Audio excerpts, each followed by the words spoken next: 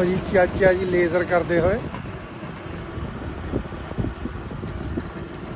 ਆਪਣੇ ਪੁਰਾਣੇ ਖੇਤਾਂ ਦੇ ਵਿੱਚ। ਆ ਚਾਚਾ ਜੀ ਦੀ ਮੋਟਰ ਆ, ਜਿੱਥੇ ਇਹ ਬਚਪਨਾ ਗੁਜ਼ਾਰਿਆ ਨੇ ਆਪਣੀ ਜ਼ਿੰਦਗੀ ਦਾ।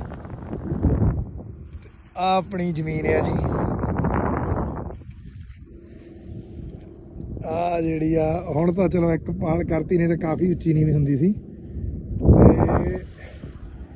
ਤੇ ਚਾਚਾ ਜੀ ਹੁਣੀ ਅੱਜ ਕਹਿੰਦੇ ਲੇਜ਼ਰ ਕਰਨਾ, ਲੇਜ਼ਰ। ਮੈਂ ਕਿਹਾ ਕਰੋ ਚਾਚਾ ਜੀ, ਰੱਬ ਨੇ ਟਾਈਮ ਦਿੱਤਾ ਦੁਬਾਰੇ ਨਵੀਂ ਜ਼ਿੰਦਗੀ ਸ਼ੁਰੂ ਕਰਨ ਦਾ, ਆਪਣੇ ਆ ਕੇ ਪੰਜਾਬ 'ਚ ਖੇਤੀ ਕਰਨ ਦਾ, ਤੇ ਜ਼ਰੂਰ ਇਸ ਚੀਜ਼ ਦਾ ਲੁਤਫ ਲੈਣਾ ਚਾਹੀਦਾ।